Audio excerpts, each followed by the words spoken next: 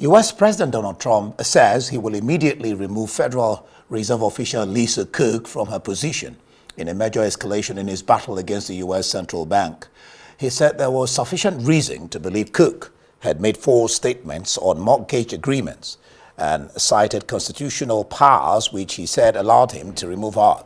In response, Cook said Trump had no authority to fire her and she would not resign. It is an unprecedented move for the president to dismiss a member of the central bank's leadership and comes as Trump has put increasing pressure on the Fed, especially its chair, Jerome Powell, over what he says is an unwillingness to lower interest rates. And President Donald Trump says he's not a dictator as a response to critics decrying his crackdown in Washington. Speaking in the Oval Office, Trump told reporters, quote, "A lot of people are saying, maybe we're like a dictator," end quote. Well, this is as Trump threatens to deploy troops to Baltimore and Chicago, escalating a clash with Maryland Governor Wes Moore after the Democrat invited him to join a safety walk in the city. His comments mark the latest flashpoint in the president's efforts to deploy National Guard troops to Democratic-led cities as part of what he calls a crackdown on crime. The use of military personnel for domestic law enforcement has drawn fierce backlash from Democrats. One governor described it as an abuse of power. Better get smart. And, you know, politically, I hope they don't. But actually, in terms of love for the country, I hope they do, because it would be good to work together. So I'm thinking about, you know, when I have some slob like Pritzker criticizing us before we even go there, I made the statement that next should be Chicago, because as you all know, Chicago is a killing field right now. And they don't acknowledge it. And they say, we don't need him, freedom, freedom. He's a dictator, he's a dictator. A lot of people are saying maybe we like a dictator. I don't like a dictator. I'm not a dictator. I'm a man with great common sense and I'm a smart person. And when I see what's happening to our cities, and then you send in troops, instead of being praised, they're saying you're trying to take over the republic. These people are sick. But I'm really saying, and I say this to all of you, in a certain way, we should wait to be asked, because they have cities that are so under control, you know, out of control. So we go in and fix it. They take the full credit for it, and they go out and say, I heard it this morning, they're saying how well they've done over the last 10-day period. There is no emergency in Chicago that calls for armed military intervention, and ask if they want their neighborhoods turned into a war zone by a wannabe dictator. No one from the White House or the executive branch has reached out to me or to the mayor. No one has reached out to our staffs. No effort has been made to coordinate or to ask for our assistance in identifying any actions that might be helpful to us. Local law enforcement has not been contacted. We have made no requests for federal intervention. None. Donald Trump wants to use the military to occupy a U.S. city, punish his dissidents, and score political points. Earlier today in the Oval Office, Donald Trump looked at the assembled cameras and asked for me personally to say, Mr. President, can you do us the honor of protecting our city? Instead, I say, Mr. President, do not come to Chicago. If you hurt my people, nothing will stop me, not time or political circumstance, from making sure that you face justice under our constitutional rule of law. As Dr. King once said, the arc of the moral universe is long, but it bends toward justice. Well, the battle line is drawn, and to analyze this further, I'm joined online from London, George King IV, the Vice Chair of Democrats abroad, UK. Well, George, glad to have you again. Good to see you again, yes. Like I just said a while ago, looks like the battle line has been drawn. What do you make of Trump's statement that he has fired Lisa Cook? Well, there's a pattern here, as I'm sure you're familiar with. He continues to try and exert power that he doesn't have. He continues to try and find problems that don't exist. All of this to deflect from his own failures, whether it's Epstein files or the chaos he's causing in the country, and all of it to try and exert some personal privilege that doesn't exist in the rule of law. So he doesn't have the authority to do this, nor does he have cause to do this. She has done absolutely nothing wrong. She lives a very public political life. She knows the rules. She's following the rules. I assume. I don't have personal knowledge, obviously. But he's tried to fire Powell many times as well. He doesn't have the authority to do any of this stuff. So to some degree, I wish we could all ignore most of what he says, because most of what he says either makes no sense, is untrue, or is not something that actually could be done. And once you filter through all of that, this is more of the same kind of chaotic noise and expression of his personal preference than anything else. Well, if you ignore what he says, would you also ignore what he does? I mean, that's where the challenge is. There is talk about what the Constitution says concerning the legality, and if he has the authority to fire a governor of the Fed. Yeah, so obviously this hasn't been tested, because what he's doing, like so many things he's doing, is so far off the reservation of normalcy and rule of law that no one's actually had to ever actually test this in law before. But if you read what people have been saying, what lawyers have been saying, and so forth, who studied this closely, that there is no path, there is no legal or constitutional path for him to take any such action, and as importantly, there is no cause. There's no reason. There's nothing he's solving, even if he had the authority to do that. This is one of the dozens of politically based moves, comments, lashing out that we've seen him doing, because like some big Trump baby, he's not getting what he wants. So he screams and yells and bangs and tries to break things and so forth. And it's ineffective. It's not legal, and ultimately will fail. Well, the one in the eye of the pressing in the eye of the storm, Lisa Cook herself says adamantly, I will not resign because Trump does not have the power to fire me. That's what she said. Yes. And again, this follows the same pattern that we've seen now for months, with his first utterances that he wanted to fire the chairman of the Fed. He also doesn't have the authority to do that. And the markets made that very clear, that would be an insane thing for him to do. It would be an underlying, destabilizing thing for the country and for markets, and for the ability of the U.S. to access financial markets, crucially. And this is along the same lines. Just because he expresses something in some form, whether it's an utterance or a tweet or whatever it might be, doesn't make it true, doesn't make it that there is a real issue, and it certainly doesn't mean that he can do it. And in all of those cases, there's nothing here. It's more Trump noise. More Trump noise. Well, we'll come back to the wider implications of what Trump is trying to do with Lisa. Just like you said there, he's been over time trying to fire Jerome Powell, but he's not been able to do that because he doesn't, well, according to the law, he doesn't seem to have that power.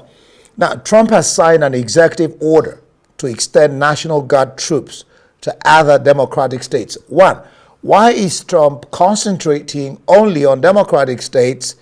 And what do you make of this executive order that he has signed to extend National Guard troops to these cities and states? Well, I'm so glad you asked the question and asked it in the way that you did, because the answer is in the question, right? It's clear that this has nothing to do with conditions on the ground anywhere in the country, that this is fully a political act only targeting Democratic areas to try and intimidate and scare and push boundaries. Look, take a step back. His actions have been increasingly worrisome for some time. First, he eroded and he undermined the values and the rules and the processes and the people in the Republican Party itself, which effectively no longer exists. It's now the MAGA Trump cult of personality, personal fealty group of some kind. And then he's spent years undermining the media and now academia as independent sources of truth. He's been having an extended war on the concept of truth. And now he's intentionally and systematically seeking to destroy the divisions and separations of governmental power in the US. We've already seen the congressional Republicans completely abdicating their constitutional power. Now we see him meddling in the states, in Texas with the redistricting that he's trying to force there, in California, in DC, and now he's making these absurd comments about Baltimore and Maryland. All of this clearly politically driven and having nothing to do with the conditions on the ground. Right. The governor of Illinois, Pritzker, has categorically and in no uncertain terms told Trump, we don't want you in Chicago. I think he referred to him also as a dictator, and Trump has been responding. What do you make of all these back and forth between Trump and he has also said, I will do everything within my power if he does what it threatens to do to make sure that he pays for it. Yeah, I'm glad you referenced that, and I saw the clip just before in terms of the actual comments from the governor. The important part of that comment was that Trump feels like he is untouchable right now. Before he took power again, the Supreme Court essentially gave a blank check for the president to do almost anything in their official duties and effectively not be able to be prosecuted for it. He's already had the complete capitulation of the Republicans. He knows that no one's going to stand up to him now for anything. And the party currently controls both parts of Congress. So he feels completely untouchable, and therefore he thinks he can do anything. I think what Governor Pritzker is saying is that this moment in time is not for all time. And the errors and the mistakes, but more importantly, the illegality and constitutional overreach. And the words he used were, if you're harming my people, right? When you actually start hurting and harming people, there must be repercussions and consequences. And even if that can't come next week because of the current political alignment, it must and will come. And I love that he made that clear, that there will be accountability for the actions that he is doing now and the impact, the hurt, the destruction that he's causing to American people. And what should the Democrats be doing about this? What messaging should they be sending out? I know that the California governor, Newsom, is using Trump's own system or style, if you like, to fight him on social media. What's your take? Well, it's overdue. I mean, to be fair, the Democrats have for a very long time tried to maintain a sense of honor, a sense of upholding not just the rule of law, which clearly we would always do, but also the spirit of the law and the concept of, fairness as opposed to just what is legally required. And so that approach in the face of Trump's actions makes no sense. Quite a lot of prominent Democrats have been saying, look, it's time to fight fire with fire, or various versions of that. And so Governor Newsom is absolutely correct. If Texas follows through with and actually implements this clearly partisan redistricting type of effort to try and gain some seats, then large Democratic states like California need to respond in kind. So we don't want to see this, right? We don't want to see this spiraling to the bottom of the most base type of antagonistic, who can be more unfair to someone else type of system. That's the opposite of what we've been trying to fight for, create, improve in the US for decades. But if the other side is going to constantly not just test the rules, but break the rules, you can't just sit back and let that happen, which is why it was so important that the Texas Democrats left the state as opposed to just being complicit in that first session. And it's why what Governor Newsom is doing in terms of saying, look, this is not correct. And it's not how we've set up things in California. But if you're going to play this game, we will play this game. Like if one gets pushed to the wall, then he reacts or she reacts. That's what you're saying. All right. Before I let you go, what are the wider implications of all this brouhaha that is going on to democracy in America, to the Democrats, to the citizens? What are the wider implications? That's an awfully big question. Do we have another half hour? I think the really short version is, first, we realize that there needs to be more guardrails. I think too many of us assumed that democracy works better than it does when tested by someone that has no sense of integrity, no sense of actual loyalty to the people. It used to be decades ago that we would have substance debates. It would be, okay, look, we want to feed children who are going to school and don't have access to food. And one party would say, okay, we're going to do that by using food stamps. Another party would say, we're going to do that through the parents. And so you had a debate about the way to try and solve things, but it was always about actually trying to help the American people from different philosophical and political aspects. What's happening now has nothing to do with that. He's not trying to fix anything. Everything he's doing is about his own agenda, often making money for himself, about some personal grudge or vendetta, about seizing power. None of this has to do with solving the problems of the American people. And it's clear that as we come out of this, and we will come out of this, one thing that needs to change is we have to assume that we need tighter guardrails. We need stricter rules to ensure that we don't have to endure anything like this ever again. All right.